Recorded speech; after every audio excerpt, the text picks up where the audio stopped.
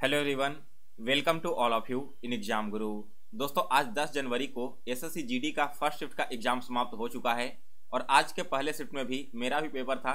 तो इस वीडियो में दोस्तों मैं आपको आज के फर्स्ट शिफ्ट का कंप्लीट रिव्यू देने वाला हूं। यहां पर दोस्तों मैं आपको बताऊंगा कि maths, reasoning, GK and Hindi और इंग्लिश के पेपर का लेवल कैसा था। इसके अलावा दोस्तों इन सारे सेक्शंस में जो ओरिजिनल क्वेश्चन पूछे गए हैं उन सभी का सोल्यूशन भी मैं आपको इस वीडियो में कराऊंगा। और इसके अलावा दोस्तों जिन कैंडिडेट का आगे आने वाले शिफ्टों में एग्जाम है उनको इंपॉर्टेंट टॉपिक्स कौन कौन से पढ़कर जाने हैं, इसके अलावा कहां से आप सभी लोग इन टॉपिक्स को कवर करोगे जिससे कि आपके एग्जाम में 90% से ज़्यादा क्वेश्चन सही अटेम्प्ट हो जाएं।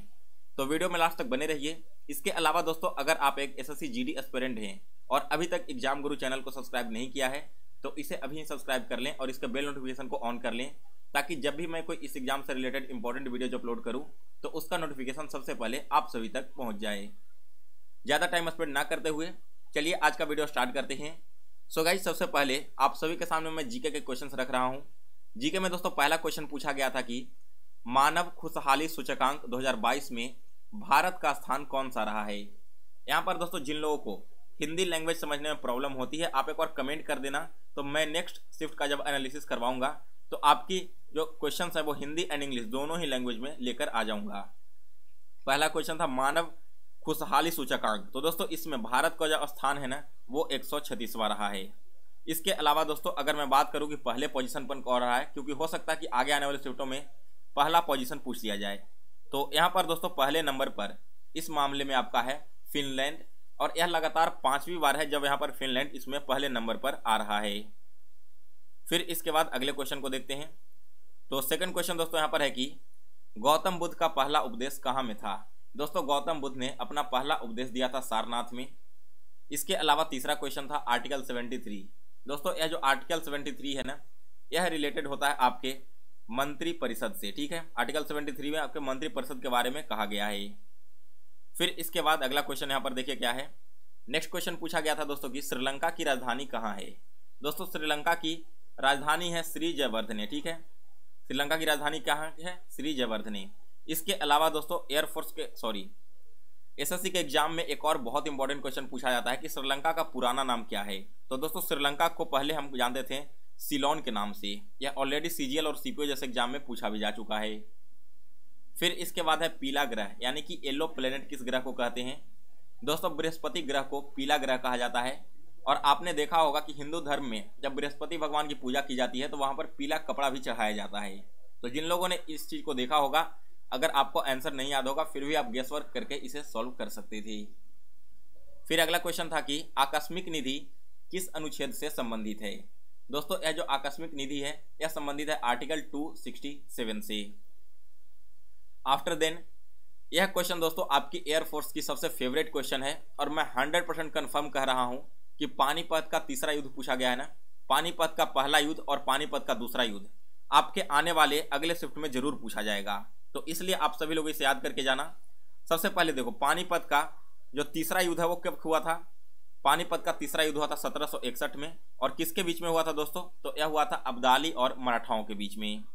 फिर वही दोस्तों हम बात करते हैं अपने पानीपत के पहले युद्ध की। तो दोस्तों पानीपत का जो सबसे पहला युद्ध है यह हुआ था आपका 1526 ईस्वी में। और किसके बीच में हुआ था? तो बाबर और इब्राहिम लोदी के बीच में हुआ था। वही दोस्तों पानीपत के दूसरे युद्ध की अगर मैं बात करूं तो पानीपत का दूसरा युद्ध 1556 ईस्वी में हुआ था। और यह युद्ध हुआ था दोस्तों आपका अकबर के बीच और दिल्ली के राजा हेमू के बीच में। तो तीनों युद्ध का डेट आप लोग याद रखो, आपके एग्जाम में कन्फर्म यह क्वेश्चन आने वाला है। इसके बाद अगला क्वेश्चन है कि दोस्तों आईपीएल 2022 के विजेता कौन है। तो आईपीएल 2022 जीते थे गुजरात टाइटंस के द्वारा। इसके बाद नेक्स्ट क्वेश्चन था दोस्तों कि नीली क्रांति का संबंध किससे है। दोस्तों आपकी जो नीली क्रांति है ना यह संबंधित है मत्स्य उत्पादन से। किससे संबंधित है? मत्स्य उत्पादन से। इसके बाद अगला क्वेश्चन देखते हैं। तो नेक्स्ट क्वेश्चन है दोस्तों कि कथकली लोक नृत्य किस राज्य से संबंधित है। दोस्तों यह जो आपकी लोक नृत्य है यह संबंधित है केरल राज्य से। फिर है भारत और नेपाल के बीच की सीमा की लंबाई। तो भारत और नेपाल के बीच में जो सीमा है दोस्तों इसकी टोटल लंबाई कितनी है? यह आपकी लगभग 1751 किलोमीटर के आसपास आ जाती है। वही दोस्तों दो और इंपॉर्टेंट क्वेश्चन बनता है यहाँ पर भारत की बॉर्डर से। कौन सा? तो दोस्तों भारत का जो है बॉर्डर वो सबसे छोटा किस देश के साथ में लगता है, तो यह आपका लगता है अफगानिस्तान के साथ में। वही अगर मैं आपसे कहूं कि भारत की सीमा किस देश के साथ सबसे लंबी लगती है, तो यह आपका लगता है बांग्लादेश के साथ में, जिसका लंबाई लगभग 4090 किलोमीटर के करीब आता है। फिर इसका क्वेश्चन पूछा गया था दोस्तों कि झारखंड जनजाति महोत्सव, अब इसका आयोजन पूछा गया था या फिर नाम पूछा गया था, यह मुझे नहीं मिल पाया है। अगर आयोजन पूछा गया होगा तब आपका करेक्ट आंसर था रांची, और अगर नाम पूछा गया था एग्जैक्ट मुझे याद नहीं, तो अब यहाँ पर सरहुल त्योहार आना चाहिए। फिर इसके बाद अगला क्वेश्चन आया था दोस्तों कि फीफा 2022 का रनर अप टीम कौन सा रहा है। दोस्तों फीफा 2022 का विजेता रहा है अर्जेंटीना, रनअप रहा है फ्रांस, और अभी हाल ही में FCI असिस्टेंट ग्रेड 3 का एग्जाम हो रहा है। इसमें पूछा गया था दोस्तों कि फीफा वर्ल्ड कप में तीसरे नंबर पर कौन रहा है, तो तीसरे नंबर पर था दोस्तों क्रोएशिया।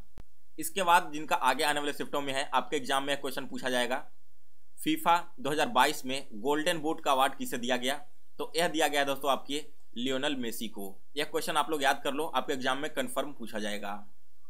फिर पूछा गया था दोस्तों कि 13वां ब्रिक्स सम्मेलन का आयोजन कहाँ में हुआ। यह आयोजन हुआ था भारत में। और अगर पूछा जाए कि 14वां ब्रिक्स सम्मेलन का आयोजन कहाँ पर होगा, तो इसका आयोजन होगा दोस्तों चीन देश में।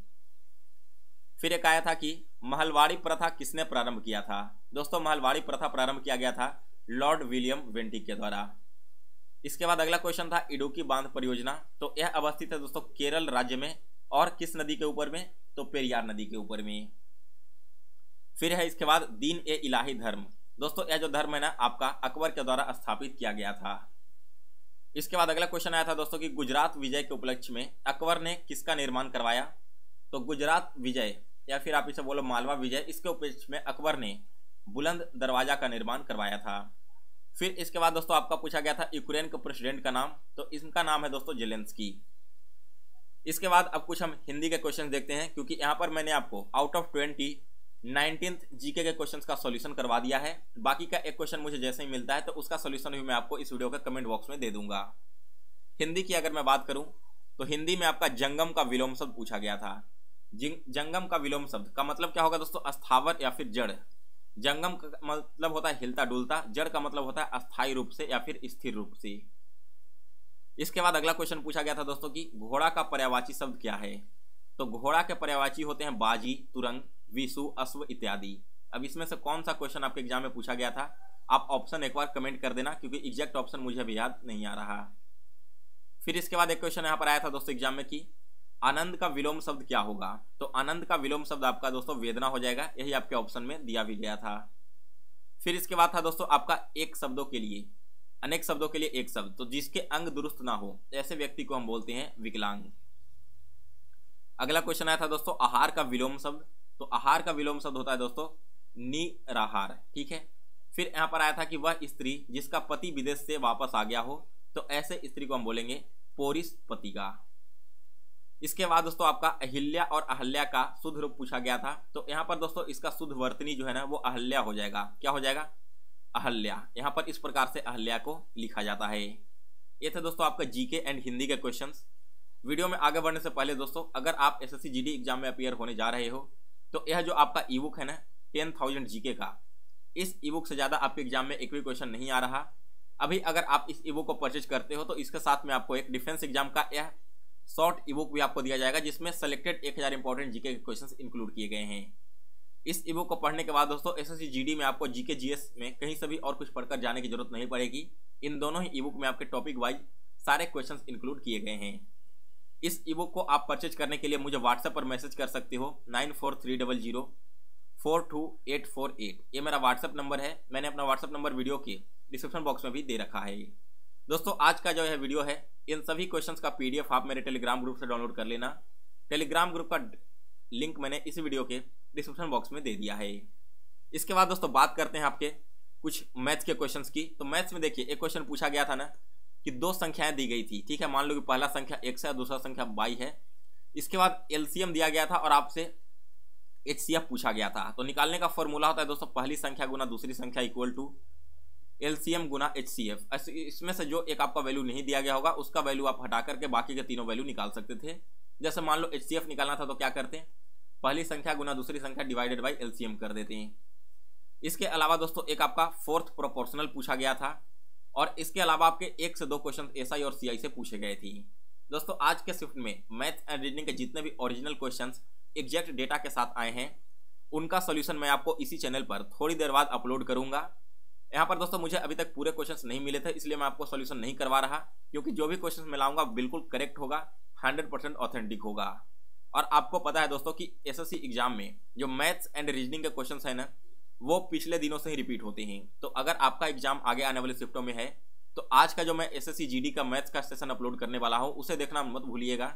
आपके एग्जाम में 90% तक के क्वेश्चन जो आपके आएंगे ना मैथ्स के वो इसी एनालिसिस के द्वारा आएंगे और इसी कॉन्सेप्ट पर बेस्ड आएंगे। तो आप सभी लोग चैनल को सब्सक्राइब किए रहिए, साथ में इसके बेल नोटिफिकेशन को भी ऑन कर लें ताकि जब भी मैं दोस्तों आपका मैथ्स का वीडियो अपलोड करूं तो उसका नोटिफिकेशन आप तक पहुंच जाए। सो गाइस फिलहाल इस वीडियो में बस इतना ही। अगर आपको ये वीडियो पसंद आया हो तो इसे लाइक और शेयर करें। मिलते हैं दोस्तों फिर से नेक्स्ट वीडियो में, तब तक आप सभी को आपके एग्जाम के लिए बेस्ट ऑफ लक।